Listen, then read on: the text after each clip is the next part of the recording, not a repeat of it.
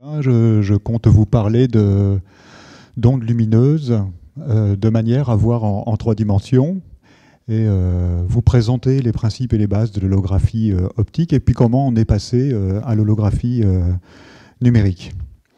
Donc, la présentation a déjà été faite, hein, donc comme l'a dit Johan, j'exerce mon activité de recherche au CORIA, qui est un laboratoire CNRS, mais également avec les tutelles de l'Université de Rouen et de l'INSA de Rouen. Et puis, donc, pour préciser un petit peu, donc, le CORIA est un laboratoire donc, qui regroupe une 60aine de chercheurs, enseignants-chercheurs, personnel administratif et technique, hein, une 40aine, et puis 80 doctorants. Et puis, je suis enseignant à l'UFR des sciences et techniques de Rouen, sur le site du Madrier, surtout. Alors, ce laboratoire travaille principalement dans les domaines de la combustion, des écoulements réactifs, hein, donc, tel qu'indiqué ici. Donc, c'est un département complet qui travaille sur ce domaine-là. Un autre département qui travaille sur l'étude des écoulements, la turbulence, enfin les écoulements complexes.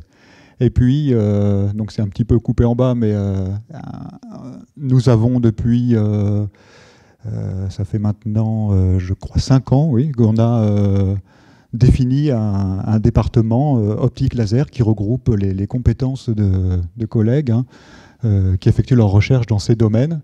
Alors pourquoi un département optique et laser dans un laboratoire qui traite principalement de combustion ? Tout simplement parce que on a besoin de en fait, effectuer des diagnostics non intrusifs hein, sur ces écoulements, les flammes, enfin tous les phénomènes physiques disons, liés aux activités du laboratoire. Donc voilà pour la présentation. Alors, dans notre groupe, on travaille aussi principalement sur l'imagerie, on va dire, dans les écoulements. Alors, quel est le principe général ? On éclaire les écoulements avec une source lumineuse, hein, comme indiqué ici. En général, une source pulsée, c'est-à-dire qui émet des impulsions de courte durée. Et on forme les images. Alors, je présente le cas d'un injecteur ici, hein, où on forme l'image des injecteurs sur une caméra CCD ou une caméra CMOS. Et le but est d'analyser ces écoulements. Alors, par exemple, mesurer des tailles des gouttes produites par ces injecteurs, mais également la structure des jets. Alors, quand on analyse ces écoulements, le problème, en général, c'est que... Alors là, j'ai pris le cas d'une photo prise en Bretagne, je ne sais plus si c'est l'été dernier ou avant, où je trouvais que ces petites plantes étaient assez rigolotes. Je ne sais pas comment elles s'appellent, hein, d'ailleurs. Mais en général, en photographie, on sait bien que selon la manière dont on règle l'objectif, hein, l'ouverture, on a une profondeur de champ qui n'est pas, qui est limitée.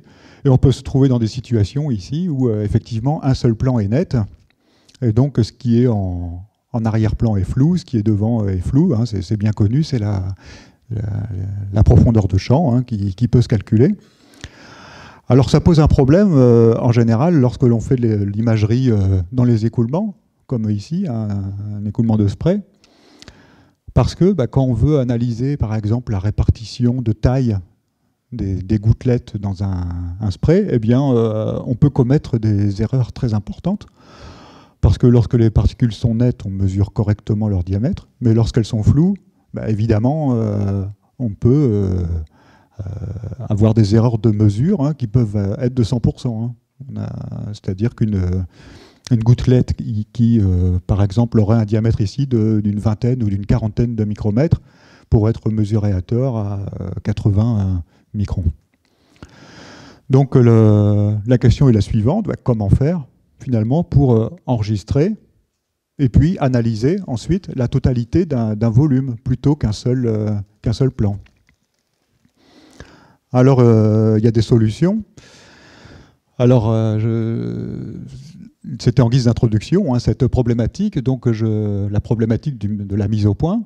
Je vous montrerai ensuite comment, par holographie, on peut s'affranchir de ce problème.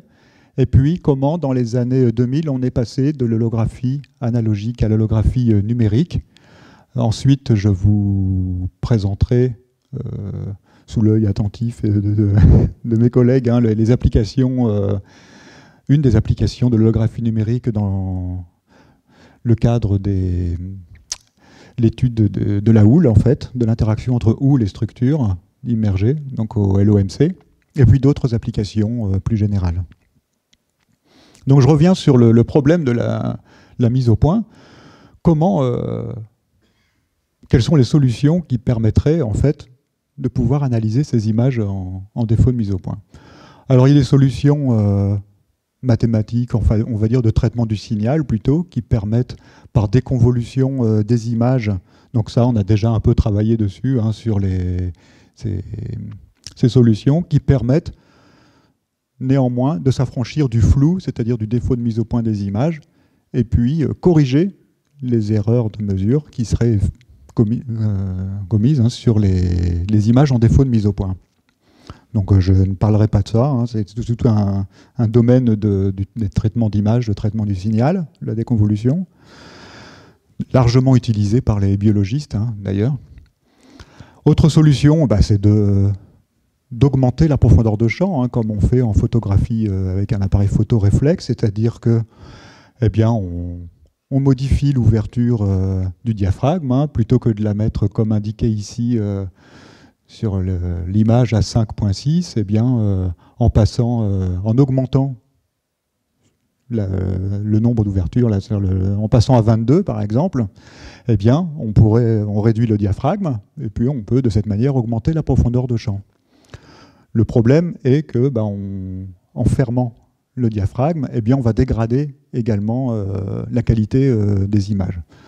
Donc voilà, c'est des choses possibles, hein, mais au prix d'une dégradation des images. D'autres équipes de recherche se disent, si on veut analyser plusieurs plans, un volume, on n'a qu'à mettre plusieurs caméras. On veut analyser 10 plans, on met 10 caméras avec des systèmes optiques. Chacune des caméras vise un plan différent. Donc vous vous rendez bien compte que ce sont des systèmes un peu lourds à mettre en œuvre. Voilà, donc c'était également une solution possible hein, que nous n'avons pas choisie, disons, au Coria. Plus récemment, là, depuis 2005, là, il y a eu un domaine d'imagerie qui aussi prend son essor, c'est la caméra pleine optique. Voilà, donc très intéressant, partie d'une publication et reprise ensuite par l'industrie, bien sûr. Donc là, par exemple, c'est le cas de la caméra Litro. Alors on ne voit pas trop en bas, hein, mais entouré en rouge. C'est-à-dire que c'est une caméra qui permet de prendre vous prenez vos photos, hein, vous filmez. Et ensuite, dans un deuxième temps, vous pouvez mettre au point dans différents plans. Donc ce qui est indiqué en bas, hein, vous voyez, c'est une photo qui a été prise là d'immeuble. Hein. Eh bien, on peut, après coup, mettre au point sur la vitre là sur laquelle on voit les gouttes, là, ou alors mettre au point sur les immeubles qui sont au fond. Alors comment ça fonctionne?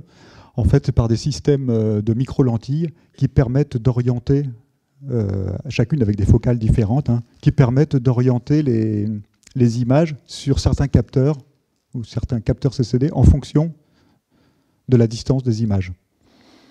Le problème de la caméra Litro, hein, c'est sa résolution, c'est-à-dire que les images ne sont pas d'une haute qualité, d'une haute résolution spatiale. Hein.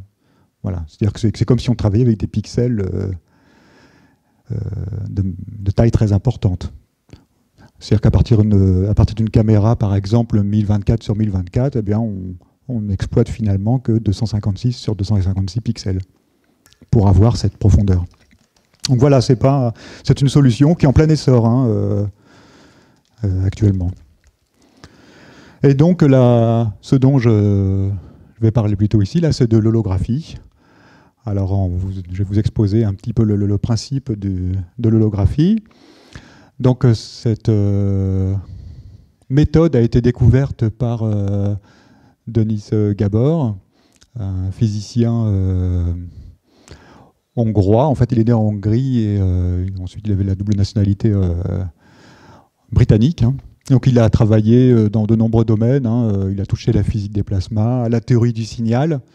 Il a même laissé certains filtres, son nom à certains filtres, hein, le filtre de Gabor, même l'ondelette de Gabor, hein, qui est une ondelette, un outil mathématique utilisé hein, pour analyser les signaux. Et puis évidemment l'optique. Alors pourquoi holographie? Ça vient du grec holos qui veut dire tout et graphène écrire. Ça consiste à enregistrer toute l'information. Alors pour un opticien, qu'est-ce que ça veut dire enregistrer toute l'information?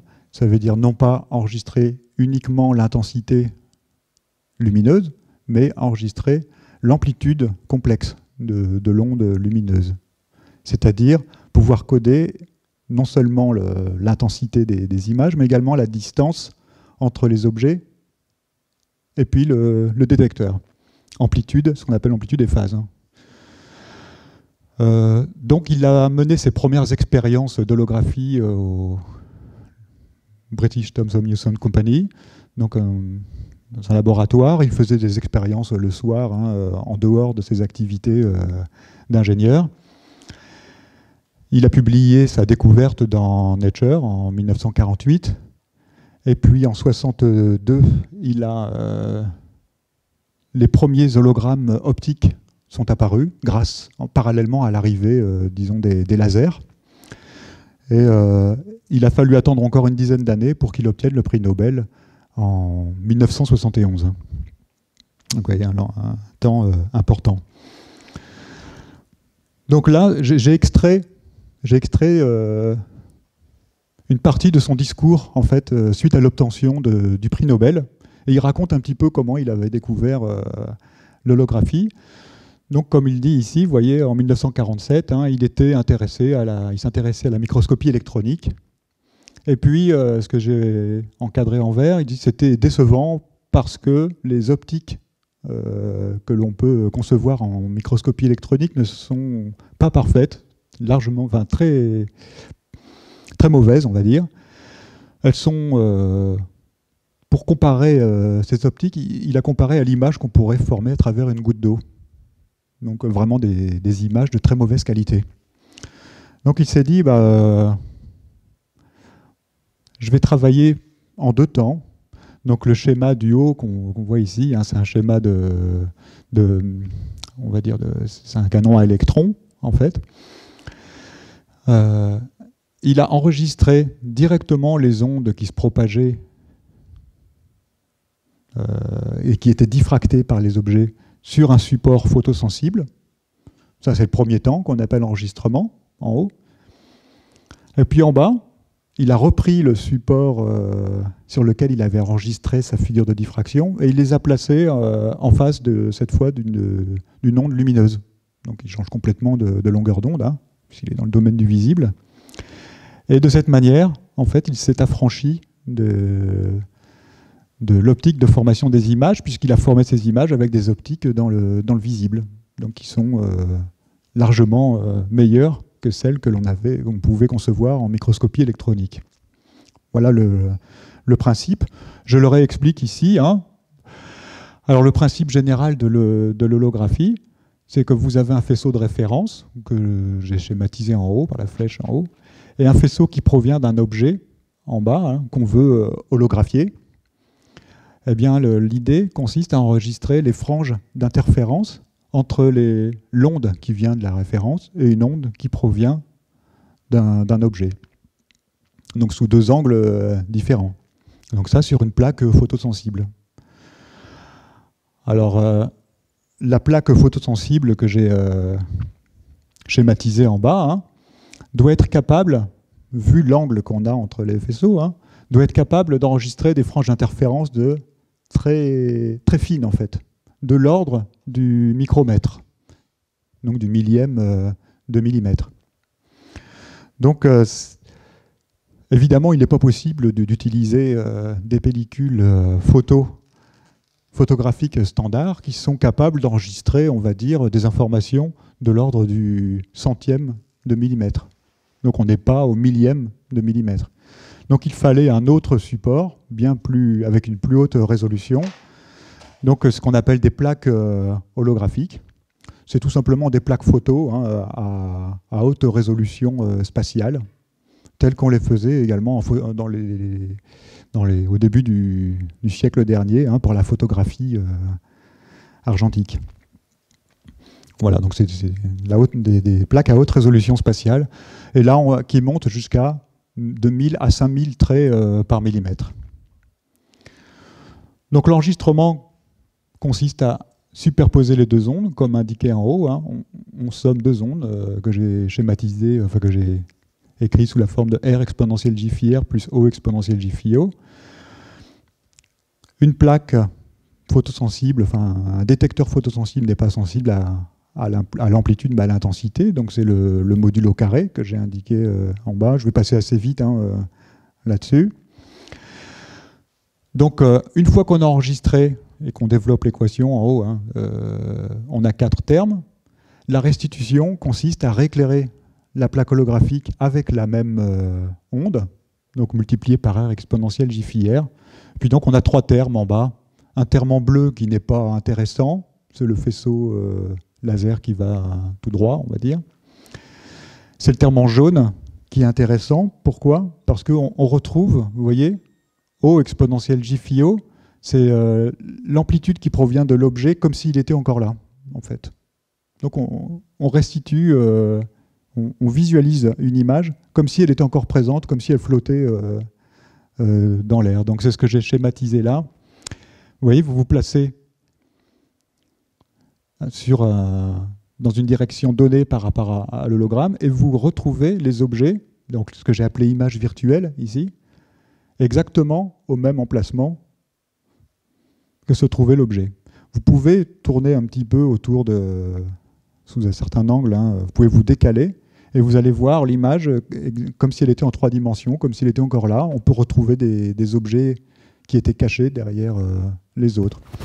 Donc j'ai accroché ici un exemple d'hologramme qu'on sort en fait chaque année à la fête de la science, d'insectes. Donc il a été enregistré par ce principe, c'est-à-dire un objet, un faisceau laser, donc un faisceau de référence qu'on fait interférer sur la plaque, et puis là il est rééclairé en lumière blanche. Donc vous pourrez passer le voir, c'est assez spectaculaire. Et donc on a l'image virtuelle, et puis on a une autre image qui est conjuguée, qu'on appelle l'image réelle. Donc voilà, c'est différentes applications qu'on peut avoir, qu'on peut développer en holographie. Donc des applications artistiques, c'est les premières applications qui sont venues dans les années 60-70. C'était assez spectaculaire de voir les images en 3D. Alors les applications futures, on ne voit pas en bas le petit icône Star Wars, mais c'est les applications futures. On peut rêver, par exemple, sur des possibilités de pouvoir suivre un match de foot en 3D sur une table. On pourrait tourner autour et puis voir le match se dérouler en 3 dimensions sous nos yeux, émerveillés.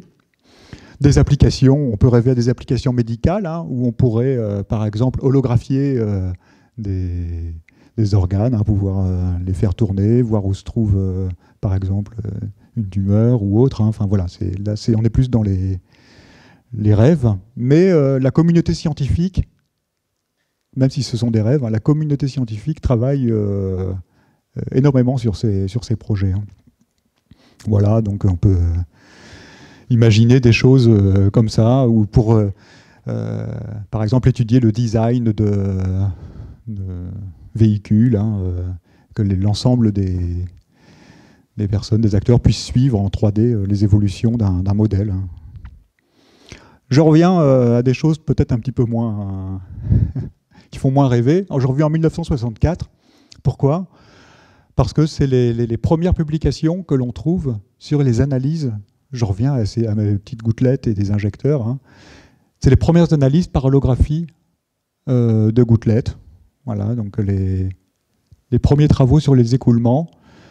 Les premiers travaux, là, Trollinger en 68, sur les mesures de vitesse dans les écoulements.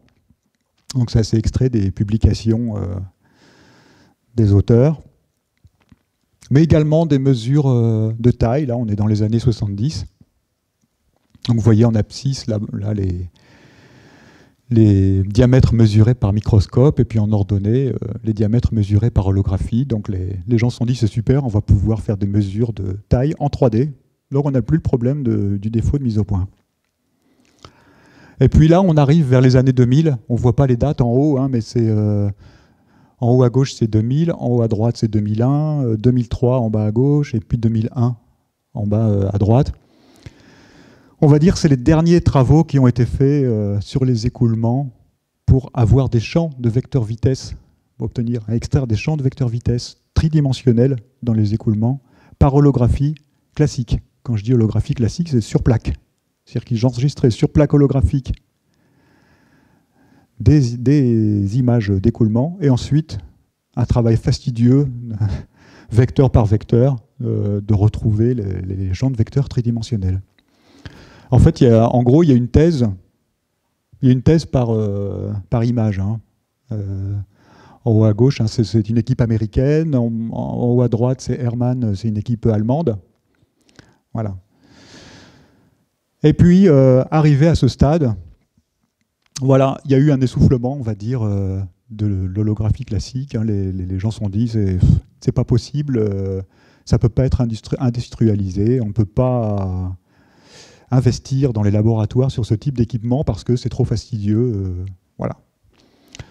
Pourquoi c'est fastidieux? Parce qu'il faut un développement chimique des plaques, comme les pellicules photo. Il faut un système optique de restitution, donc un banc laser. Hein. Et puis, il faut des plaques holographiques qu'on peut acheter par boîte de 10 hein, ou 20 ou plus, mais disons qui ont un coût, qui peut être important. Et donc l'idée, après, est venue dans les années, plutôt les années 90, de se dire pourquoi ne pas remplacer la plaque holographique hein, par des capteurs de type électronique, CCD, CMOS. Voilà. Et donc, passer comme ça de l'holographie analogique, standard, à l'holographie numérique. Alors une petite flèche du temps, là, hein, dans les années 80, c'est vers le milieu des années 80 que les caméras, dites caméras à tube, toute la famille des Vidicon, etc., c'est des caméras qui, on va dire, qui étaient analogiques, par balayage d'un faisceau d'électrons sur une surface photosensible, voilà, ont été remplacées au milieu des années 80 par les caméras CCD. On ne voit pas trop en bas, mais c'est 500 x 500. L'ordre de grandeur, c'était 500 sur 500 pixels, les caméras. Donc ça fait rire aujourd'hui, hein, mais dans les milieux des années 80, c'était ça. Dans les années 90, eh bien, on a atteint des tailles de capteurs un peu plus importantes, hein, 1000 sur 1000, ce qui a permis, vers la fin des années 90, de remplacer les appareils photo standards par... standards, on va dire qu'ils sont plus standards, les appareils photo argentiques, analogiques par les appareils photo numériques.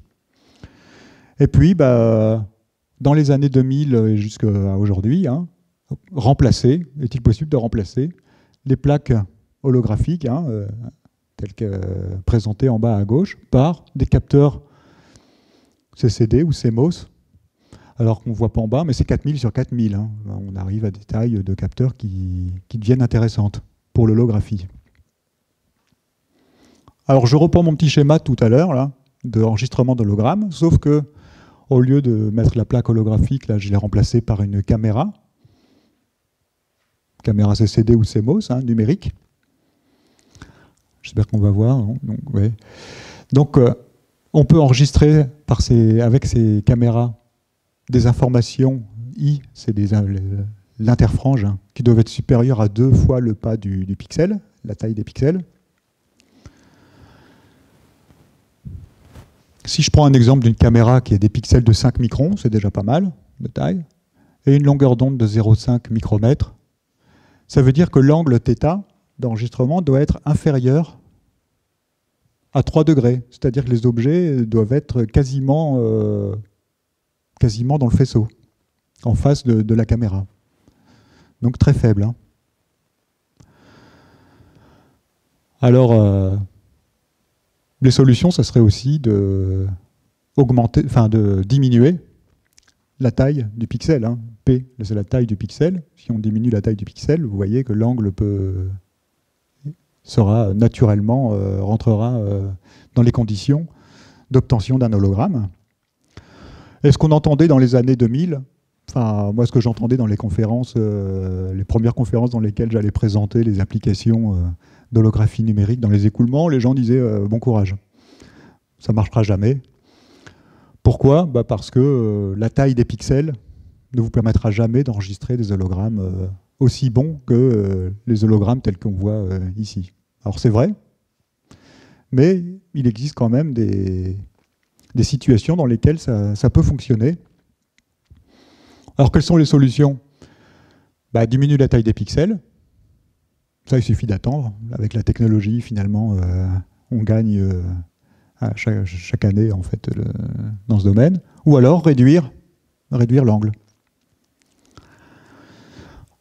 Donc c'est la solution là, qui a été choisie en général, puisque pour pouvoir avancer dans nos recherches, il faut bien trouver des solutions. Donc soit les objets, les placer très loin de la caméra, ou alors ramener le faisceau objet sur l'axe optique. Et puis, dernière solution qu'on a choisie à Rouen, hein, c'est de placer directement les objets dans le faisceau de référence, c'est-à-dire sur le même axe. Encore un petit peu de retour en arrière. On se rend compte qu'il y a des gens qui étaient visionnaires. En 1967, hein, vous avez quelqu'un qui s'appelle Goodman, il est encore vivant, il vient dans les conférences, hein, qui a fait la première démonstration d'holographie numérique. Et là, voilà l'hologramme qu'il a scanné hein, avec les moyens du bord en 1967, qu'il a numérisé et restitué. Et il a comparé la restitution numérique à la restitution analogique. Et puis, il a publié cet article, hein, ce premier article de référence sur l'holographie numérique, avec une résolution de 256 sur 256. Alors évidemment, les applications ne pouvaient, on va dire industrielles ou de laboratoire, ne pouvaient pas être envisagées à cause de la taille des images et puis le temps de calcul. Alors toujours dans les précurseurs, neural, et puis là, on arrive aux années 94, où là vous avez un hologramme qui a été numérisé, et puis la restitution. Donc là, on commence à avoir des choses intéressantes. Hein. La restitution de l'hologramme du D, là, ici. Les résolutions étaient de l'ordre de 1024 sur 1024, avec, à mon avis, encore pas mal de temps de calcul. Et un pari en bas, vous voyez, en vert, hein, sur les futures caméras. Alors maintenant, à Rouen, en fait, dans les années 2000, la première démonstration qu'on a fait, expérimentale, hein, c'est sur un spray, ici, où vous avez entouré en rouge l'hologramme de deux particules, hein, de deux gouttelettes. Et on a pu montrer que, vous voyez, on pouvait analyser séparément ces deux images. Donc in focus, elle est au point, celle de droite est au point. Et puis, lorsque l'on propage numériquement, on va mettre au point tranquillement sur la deuxième image. Donc en fait, après coup, on peut aller mettre au point sur les différentes images de gouttelettes. C'était la première démonstration expérimentale. Et puis, donc, Christina Buraga, on va dire c'est la première doctorante qui a travaillé avec moi dans le domaine. Et puis Sébastien Coët-Melec, hein, qui est actuellement au Coria encore, a montré qu'on pouvait enregistrer, par exemple, si on a deux écoulements, un dans cette direction horizontale, puis un autre derrière dans l'autre direction, mais il a montré qu'on pouvait analyser les champs de vecteur vitesse séparément, à une distance, et puis à une autre distance plus loin, avec un seul hologramme hein, à gauche. Alors depuis, toujours dans les précurseurs, on a Joseph Katz, avec son équipe, hein, qui a développé plus des applications dans le domaine du vivant, Donc là, sur le copépode, un petit crustacé, hein, la taille, je crois que c'est de l'ordre de millimètre. Et il a développé un petit montage astucieux d'holographie numérique à 2 angles de visée. Et vous voyez en haut à gauche, en haut à droite, pardon, les 2 hologrammes, une vue de face et une vue de profil. Ça, ce sont les hologrammes, hein, du petit crustacé. Et puis, sa restitution en bas à gauche, vue de face, vue de profil. Donc, simultanément, il a pu avoir une image, enfin 2 images, une vue de face, une vue de profil du même petit animal. Voilà. Une équipe canadienne aussi a beaucoup fait progresser l'holographie numérique, donc l'équipe de creuseurs à Halifax, notamment pour l'étude des écoulements au voisinage de cylindres, par exemple. Donc là, vous avez les spécialistes plutôt au Havre, hein, au LEMC, sur les écoulements complexes ou moins complexes.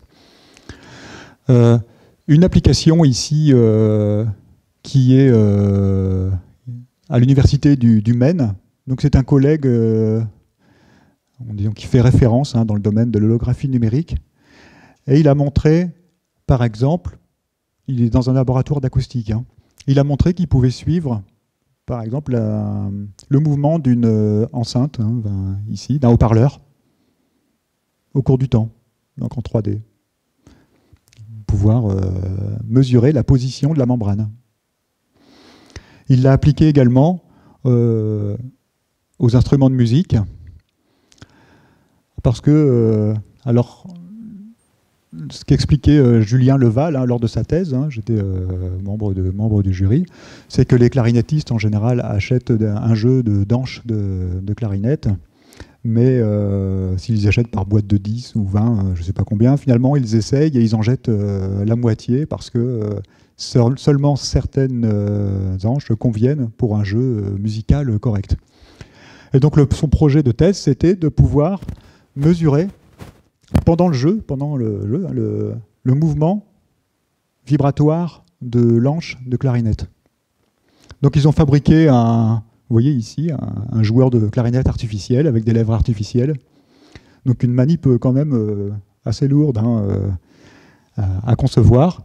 Et puis ils ont holographié l'anche de clarinette au cours du temps. Donc ce qu'on voit ici, ils ont analysé au cours du temps l'ouverture et la fermeture du bec de clarinette. Et avec des résolutions, vous voyez, je ne sais pas si on voit de loin, mais de l'ordre du micromètre sur la position 3D. Alors là, certains d'entre vous, je pense, accèdent de temps en temps à la littérature, hein, Web of Science, Web of Knowledge. Quand on tape holographie numérique, hein, digital holographie sur ce site, on voit que l'évolution est très importante, hein. Vous voyez, dans les années 96, on était à moins de 10 publications. En 2015, on est plutôt de l'ordre de 450 articles par an. C'est une évolution vraiment, on ne va pas dire que ce n'est pas exponentiel, là c'est linéaire, mais ça évolue d'année en année. Et puis si on se restreint, si on tape les mots-clés digital holographie et flows, là on est plutôt à 70 articles par an, d'holographie numérique appliquée au fluide. Et un autre domaine, là vraiment qui est peut-être un peu plus récemment, mais en plein essor, c'est digital holography et biology.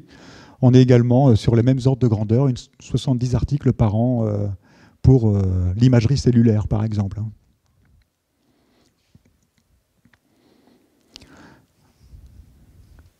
Je vais accélérer un peu. Donc l'holographie, donc il y a une table d'enregistrement des hologrammes sur une caméra sans lentille et restitution.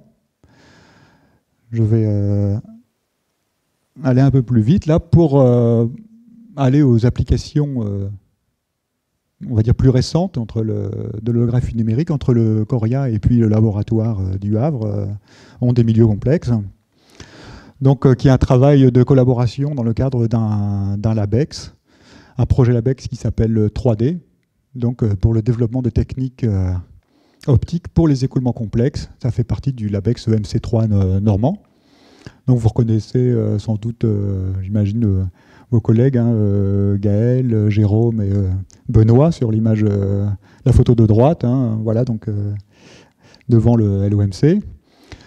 Donc avec une application dans le canal à houle du LOMC, c'est-à-dire l'idée est d'étudier l'interaction entre la houle et puis des structures immergées, et donc un modèle simple qui est celui de la plaque plane. Donc sur le schéma du haut, vous voyez, on peut voir, vous voyez fibre optique, hein, la fibre optique sur laquelle est transporté le faisceau laser, qui éclaire le canal perpendiculairement, et puis la caméra, sans lentille, sans optique, sans rien, hein, juste le capteur en face du faisceau, qui permet d'enregistrer les hologrammes. Alors ce sont des hologrammes de bulles qui sont enregistrées. Les bulles sont utilisées comme traceurs, hein. Donc voilà la vidéo, hein, issue du LOMC, hein, que les collègues m'ont transmise. Donc on s'est intéressé à la zone encadrée en rouge, là, du développement et du détachement du tourbillon de la plaque. Donc les bulles sont créées par électrolyse. Et donc là, on voit en bas à droite là, les séquences d'hologrammes enregistrées directement, hein, sur un site expérimental. Et puis là, vous voyez la restitution. Hop, là, on va mettre au point. On part de l'hologramme, et puis par calcul, on va mettre au point sur les images des bulles. Une fois qu'on a mis au point sur les images de bulles, on connaît leurs coordonnées par mesure, hein, X, Y, Z, en 3D. Donc là, ce qu'a pu faire Benoît Lebon, par exemple, hein, sur un temps assez important, hein, c'est le suivi d'une bulle, par exemple, de la trajectoire d'une bulle, oui, c'est ça, le suivi de la trajectoire d'une bulle en 3 dimensions, c'est-à-dire lorsqu'elle est piégée dans le tourbillon, comment évolue sa trajectoire. Et ce qui est plus intéressant, c'est comment est-ce qu'on peut extraire la vitesse dans l'axe du tourbillon. Alors je simplifie, hein, je schématise, hein, mais évidemment, s'il y a plus de, si vous voulez plus de détails, vous pouvez demander à vos collègues sur place. Alors, je vais terminer par d'autres applications de l'holographie numérique. Donc, on trouve évidemment de plus en plus d'applications en biologie et dans le biomédical. Donc, il y a des sociétés, hein, des startups qui se développent dans le domaine. Là, c'est une équipe de Bruxelles, un collègue de Bruxelles qui a développé et commercialisé un dispositif de monitoring en ligne de culture cellulaire. C'est-à-dire regarder l'évolution de cellules, compter les cellules mortes, les cellules vivantes, enfin, voilà. De nombreuses applications, c'est en plein essor. L'étude de micro-organismes subaquatiques, comme j'ai présenté tout à l'heure, hein, avec les crustacés.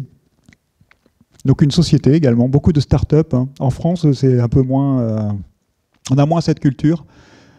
Mais là, une équipe canadienne également en lien avec l'université, développé cette start-up qui s'appelle 4Deep. Une équipe suisse, pareil, il y a une culture, davantage une culture d'application industrielle, hein, qui s'appelle INCETEC pour l'imagerie biomédicale. Là, on voit par exemple l'image de globule rouge. En géologie également, alors ça j'ai moins vu d'applications, mais à mon avis il y a des choses à faire, hein, pour l'étude de l'érosion, la visualisation de processus de sédimentation aussi par holographie numérique. Pour le traitement de l'eau, l'étude de bactéries transportées dans l'eau que l'on consomme. Alors une application aussi qu'on a réalisée en partenariat avec EDF, c'est la mesure de taille de gouttes évacuée par les tours aéro-réfrigérantes qu'on trouve dans les unités de production d'électricité. Un des problèmes d'EDF, hein, il y a eu un problème de santé publique d'EDF sur l'évacuation de l'eau, en fait, sous forme de vapeur. c'est qu'il n'y a pas que de la vapeur d'eau qui est évacuée par ces tours. On a également des gouttelettes qui ont stagné pendant longtemps à la base en fait, de ces tours aéro-réfrigérantes et dont la température est de l'ordre de 35 degrés, enfin plus de 30 degrés, d'où le développement de bactéries. Et donc le problème, c'est qu'on pouvait, il a été montré que ces tours aéro-réfrigérantes pouvaient évacuer des gouttelettes transportant par exemple des bactéries pas très gentilles, comme des légionnelles, enfin voilà, ce genre de choses. Donc ils nous ont demandé s'il était possible de concevoir par holographie un appareil pour mesurer des tailles de gouttelettes évacuées par ces tours. Pourquoi? Parce que les grosses gouttelettes étaient susceptibles de contenir ces bactéries, alors que les gouttelettes qui proviennent de la condensation, elles, ne transportent pas ces bactéries. Donc on a fait des mesures sur site pour ça. C'était une thèse CIFRE, donc financée par EDF. Mais également, par exemple, on ne voit pas bien là, mais la possibilité d'étudier la formation de cristaux de glace dans l'atmosphère, avec bien sûr des applications en aéronautique. Un des problèmes en aéronautique, c'est le givrage. Donc on va dire la cristallisation, enfin la solidification de l'eau au voisinage d'un appareil qui peut comporter des risques très importants. Alors, je crois que il va être à peu près l'heure. Je vais m'arrêter là et peut-être laisser un peu de temps s'il y a des discussions ou des questions dans la salle. Voilà. Merci.